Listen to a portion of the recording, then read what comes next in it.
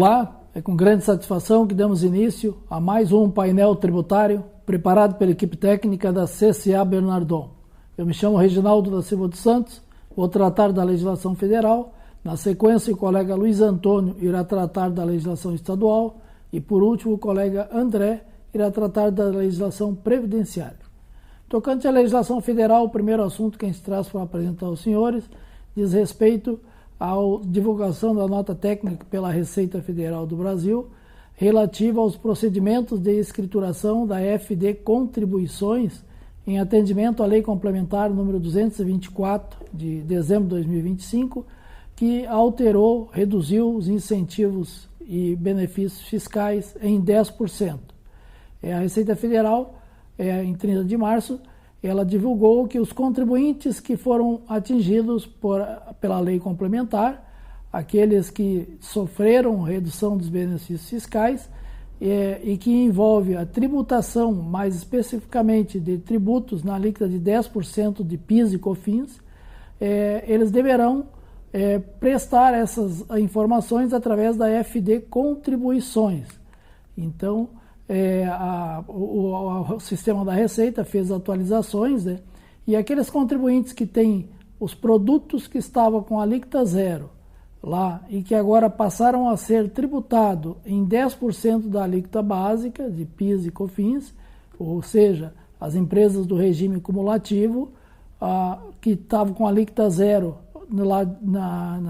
do PIS e COFINS, de acordo com a Lei 10.925, artigo 1º, todos aqueles produtos, exceto da cesta básica, né, eles passaram a ser tributados em 10%.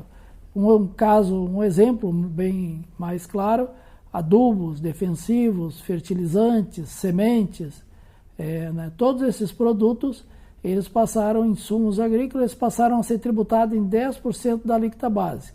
Que significa que as empresas que são do regime cumulativo, tributadas pelo lucro presumido, vão pagar, tinha alíquota zero da COFINS, vão ter que pagar 10% da alíquota básica. A alíquota básica no regime cumulativo de COFINS é 3%.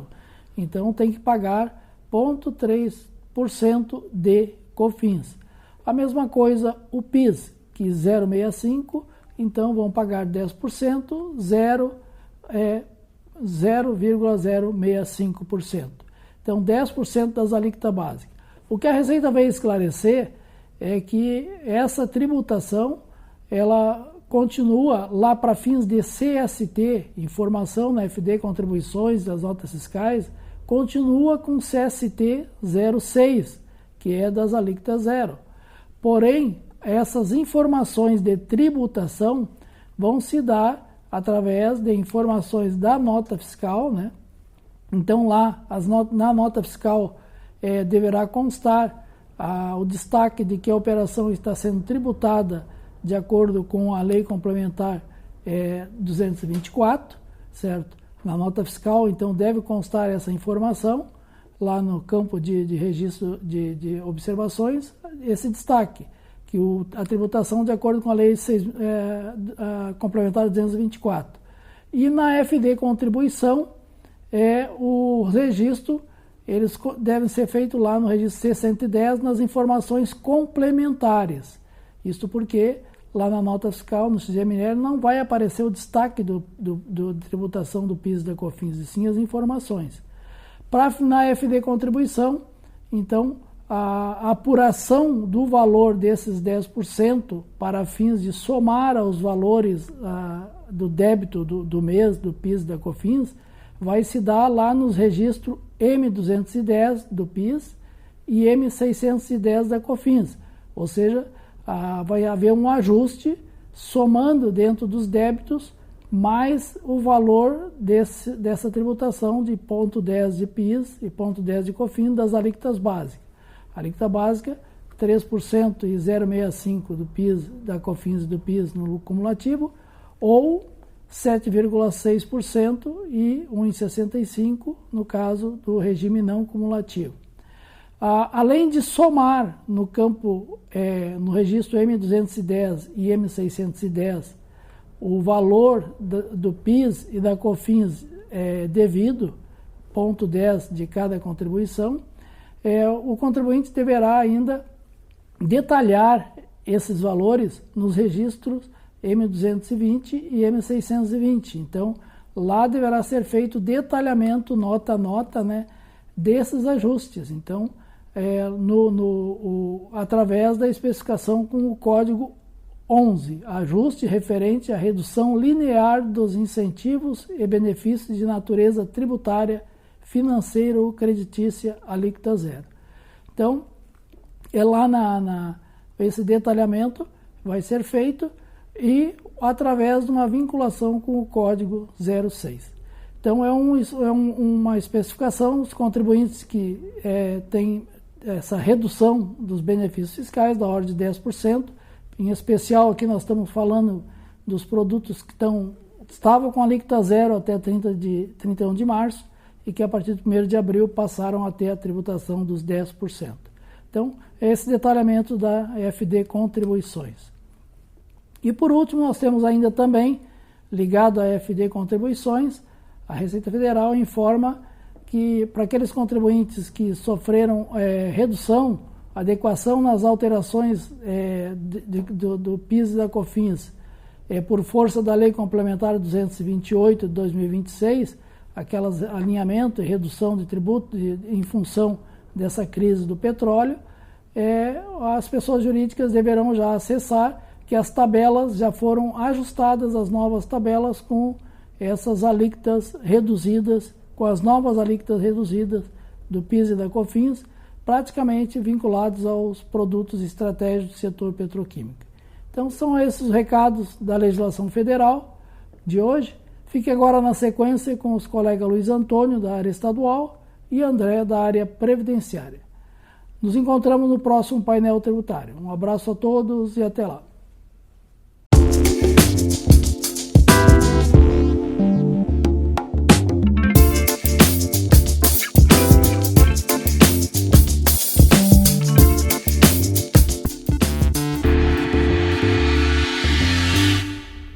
Bom dia a todos.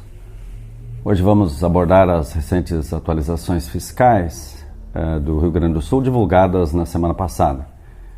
Temos uma pauta com mudanças práticas em obrigações acessórias, novidades para o setor agropecuário, varejo, transporte, além de atualização do regulamento do ICMS. Nosso primeiro assunto é voltado para o setor primário. A Secretaria da Fazenda do Estado lançou uma série de tutoriais em vídeo focado no uso do aplicativo Nota Fiscal Fácil por produtores rurais. A emissão da nota fiscal eletrônica passou a ser obrigatória para todos os produtores a partir de janeiro de 2026. O antigo talão de produtor em papel não é mais fornecido e quem ainda tem pode usar apenas até 30 de abril de 2026, portanto até o final do mês. Para facilitar essa transição, a Secretaria da Fazenda disponibilizou 3 tutoriais no YouTube. O primeiro aborda as operações básicas, cadastro de produtos, clientes e emissão de notas em si. O segundo foca em funcionalidades extras, como ambiente de teste, emissão offline, devoluções. E o terceiro trata de operações específicas, como venda para merenda escolar e SEASA. É uma ferramenta desenvolvida pela Receita Estadual e a Procergs, que vai simplificar a rotina do campo. Os links estão disponíveis no site da Secretaria da Fazenda do Estado do Rio Grande do Sul.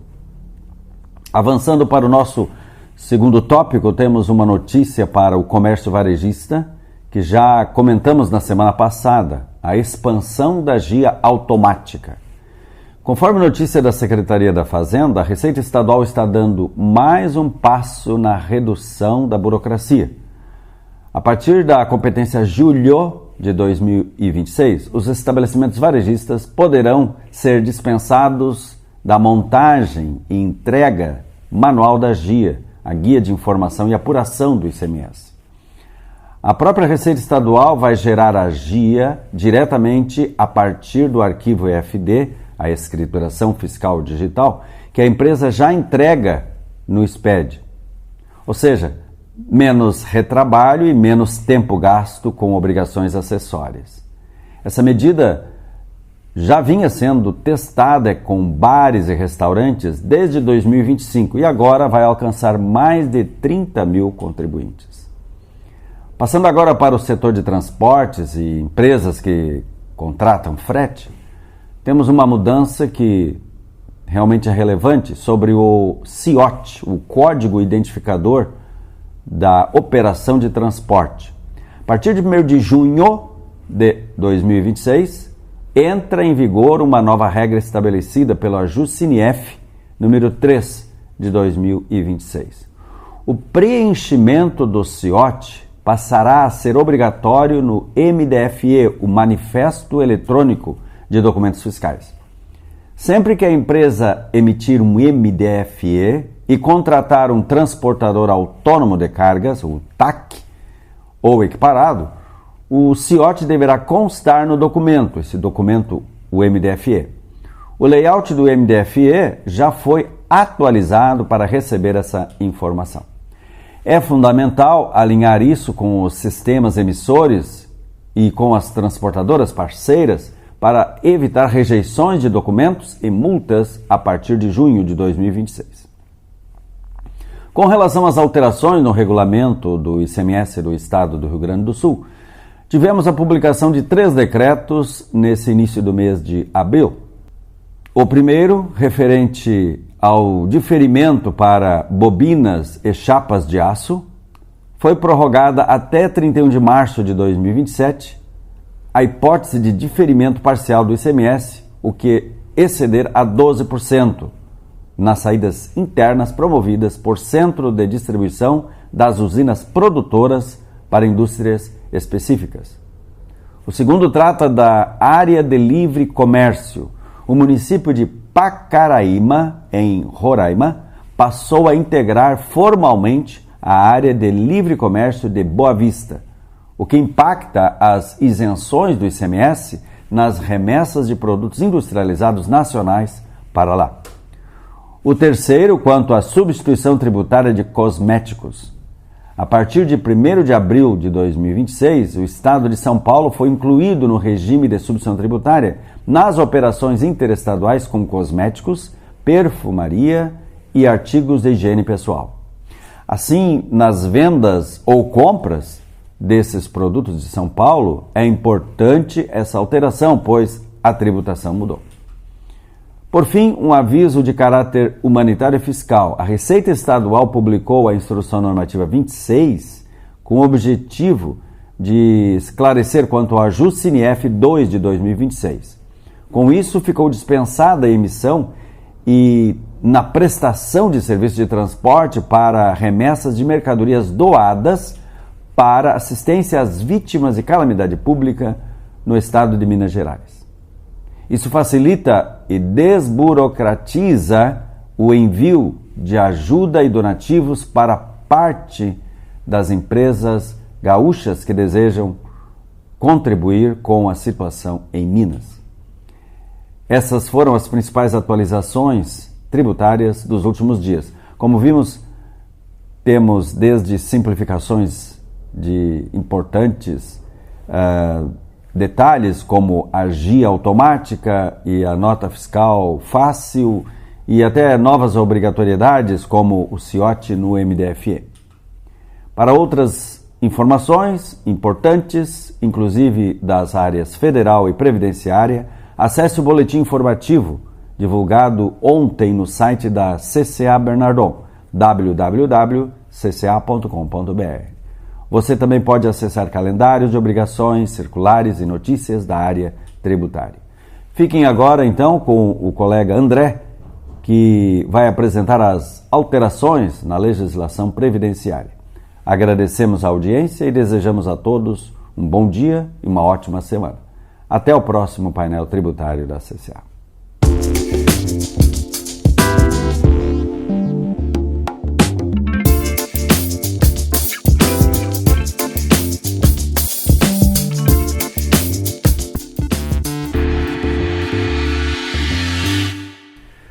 Bom dia a todos.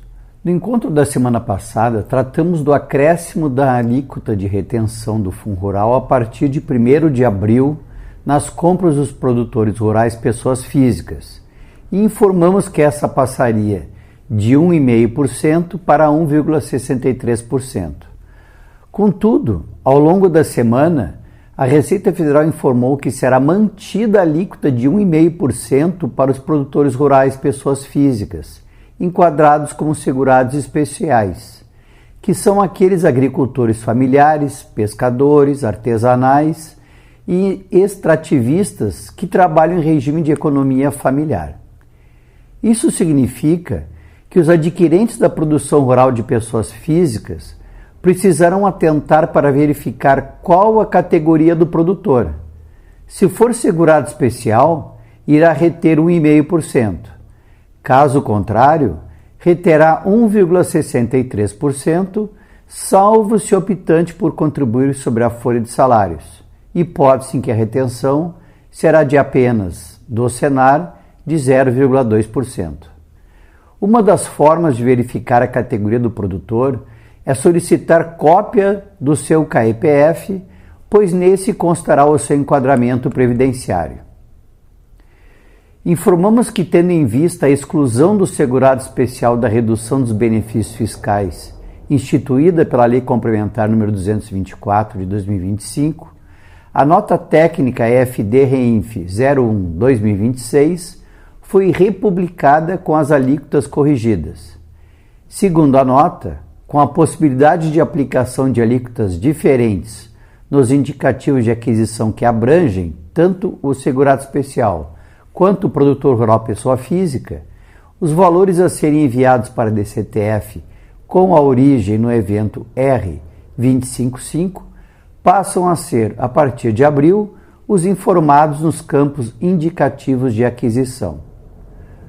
Por fim, uma notícia importante tanto para os empregadores quanto para os empregados.